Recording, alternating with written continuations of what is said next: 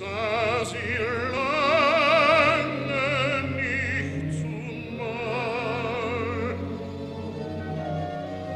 Ein Klingen so eigen, ein leiser Ton, ein süßes Rauschen, das webt da draußen im Sonnenschein,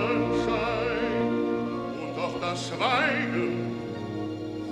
Oh, lasst mich lauschen, warum nur lauschen, warum nicht hinein, das süße Entzücken, lasst mich es teilen.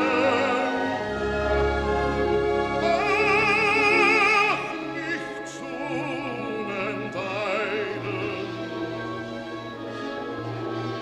Was hält mich so bei